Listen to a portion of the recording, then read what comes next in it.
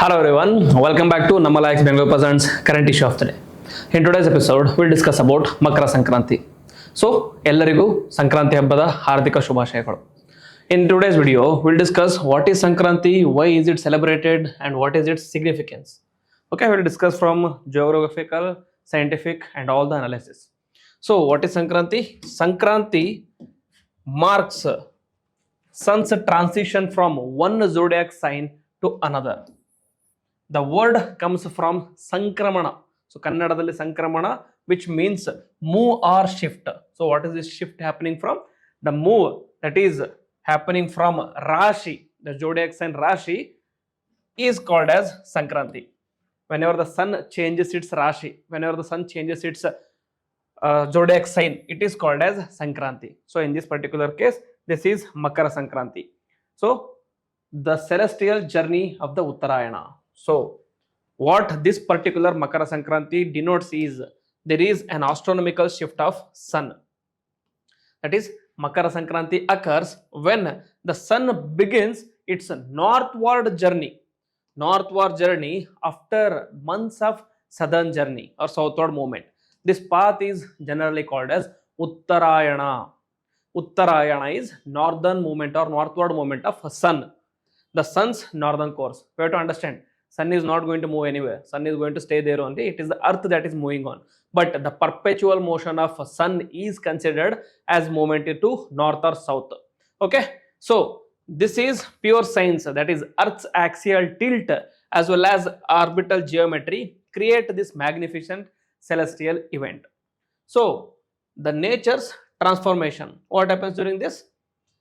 Post Uttarayana, the days grows longer, filling the world with the sunlight, especially the northern hemisphere.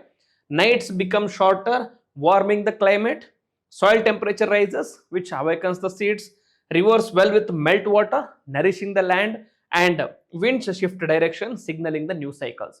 That is why most of the harvesting festivals or agricultural festival are associated with Sankranti as well. So, just let us discuss from geographical perspective one more time. What happens here is, so, okay, so if we consider this as the moment of, if this is the sun and earth is it one which is revolving around sun. So, in January 21st, sun will be here and sun starts moving towards the northern movement. So, when it starts moving towards the northern event, this is when it is called as Uttarayana movement. After reaching June 21st, the summer solstice, it starts moving towards the southern movement as well. Then it is called as Dakshinayana. Okay. So, this is the basic idea behind Sankranti. Okay. So, normally this is the summer solstice. What is solstice and equinox? Solstice is when the sun rays are falling on the equator, 0 degree. When the sun's rays are falling directly on the equator, it is called as solstice. What is equinox then? When, if this is sun, and if this is earth, if the sunlights are falling either on Cancer or either on Capricorn, it is called as equinox. When it is falling on Cancer, it is called as spring equinox, which happens in the March. And if it is falling directly on the Capricorn instead of Cancer, it is called as winter solstice or fall equinox or September equinox or spring equinox. Okay. So, these are the different types of equinox and solstice. If it is falling on the directly on the 0 degree, it is called as solstice. So, during the month of December, there is winter solstice in the northern hemisphere. From the winter solstice, sun starts moving towards the northern hemisphere, northern movement, earth starts moving towards the northern, it is called as Uttarayana. Okay. So, this is basically the geographical aspect of Sankranti. What happens with the movement of sun towards the northern and northern side? It also results in longer days, warmer climate, which will ultimately lead to better harvest, better agriculture. That is why the celebration is happening around the world. Okay. Next, 12 sacred transitions. There are actually different sacred transitions which happens during the Sankranti. First is Makara Sankranti, that is sun enters the Capricorn, the most auspicious and widely celebrated transition across India. And second is 12 annual Sankrantis, that is each zodiac transition marks the time. But Makara Sankranti holds special significance. The Makara holds special significance, that is why it is called as Makar Sankramana or Sankranti. Normally there are 12 Sankrantis associated with each month where sun crosses each zodiac sign. But Makara is very important, that is why Makara Sankramana is celebrated more because it starts Uttarayan of sun. Then pure astronomy, because this festival is based on the solar movement and not mythology. So it is India's scientific heritage. And also life returns, that is this moment symbolizes renewal, warmth, also awakening of nature. Next, the farming or farmers' sacred Thanksgiving. That is Sankranti marks the end of Rabi sowing phase, and the beginning of crop maturation.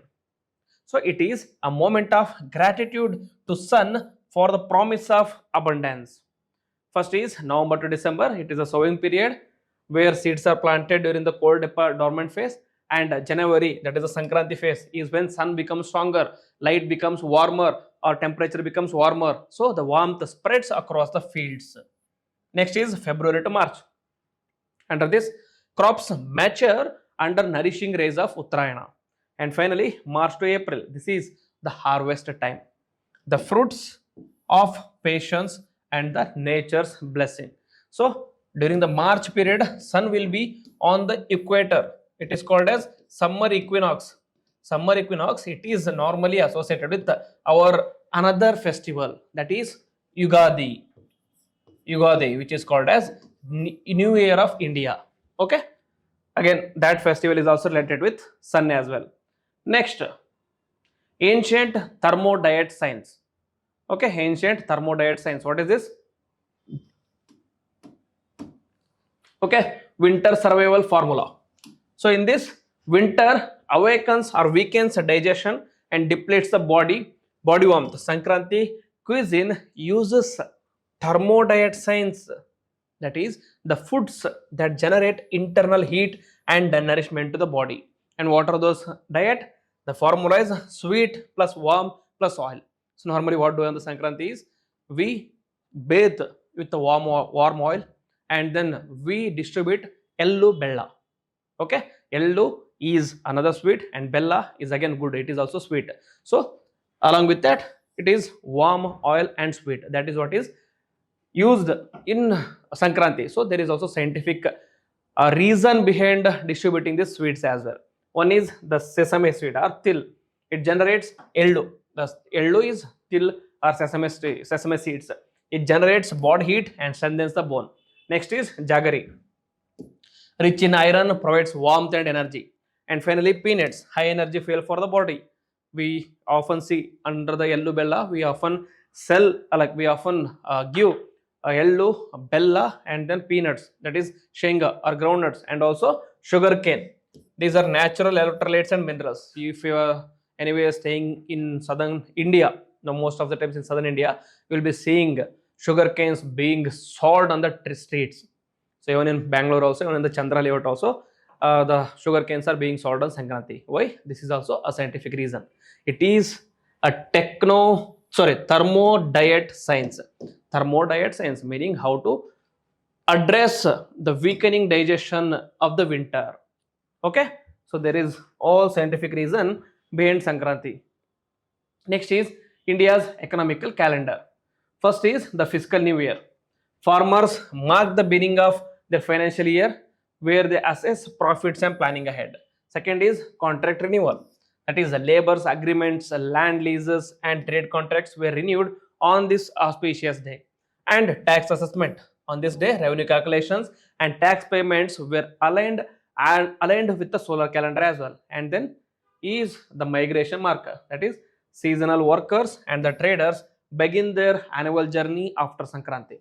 And finally, the auspicious period, that is weddings, travel and new ventures were planned around this favorable solar transition. So this festival is not only related to farming, it is also related to all that is auspicious. Okay, next, the science behind the kite flying. So normally on the period of Sankranti, many states celebrated with kite festival as well, especially southern India as well as Gujarat. So kite flying during the Sankranti isn't just tradition. There is also a health science disguised as celebration. One is it will lead to mornings and exposure, meaning early hours outdoors ensure vitamin D synthesis. Next is community gatherings, open air interaction, boost immunity and mental health. So this is how we have to assess or build a profile of a festival. We have to understand why this festival is celebrated. We have to understand what is the significance of so and so practices which are practiced under a religion, under a festival. So we have to understand. So for diet also there is a reason, for choosing the date also there is a reason, and also for different practices also there is a reason. And also physical activity, running and movement counters the winter lethargy, which will result in bringing physical activities. And finally is disease prevention, that is outdoor play reduces winter illness among the children. So that is the reason behind kite festival. So in the pan India there is only one sun obviously, but there are different names. What are the different names and why, what are the different names are called for the Sankranti? For in Tamil Nadu it is called as the famous Pongal. In Sankranti is called as Karnataka, in Karnataka and Andhra Pradesh, and in Punjab it is called as Lohri. In Assam it is called as Magh Bihu. In Gujarat it is called as Uttarayan. In Bengal it is called as Paush Sankranti, and in Maharashtra it is called as Makar Sankranti. Okay, so different regions, diverse traditions, but all the celebrations are for the same celestial event, that is the sun's movement towards the north, that is sun's Uttarayana movement.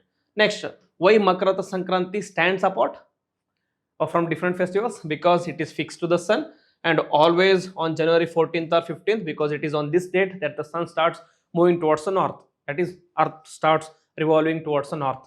Next, purely astronomical, the only major Indian festival rooted entirely in observable celestial mechanics and not mythology. Again, you can argue Yugadi is also based on the astronomical, but Yugadi dates keeps on changing because there are various reasons for Yugadi. So this is India's tribute to sun, a celestial celebration of science, nature, and the eternal cycle of life. 4. What is the essence? The essence of Sankranti is sun, that is the celestial science. Next, soil, the agricultural wisdom. Science, thermodiet knowledge. And society, the community bonds through kites. And sustainability, living with nature's rhythm. Okay, so this is the essence of Sankranti.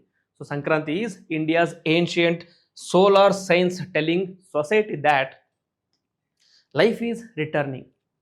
Prepare your body, forms, and economy and mind. So this is about Makara Sankranti. So again, wishing everyone a happy Makara Sankranti and ಎಲ್ಲರೂ ಎಳ್ಳು ಬೆಲ್ಲವನ್ನು ತಿಂದು ಸುಖವಾಗಿರಿ.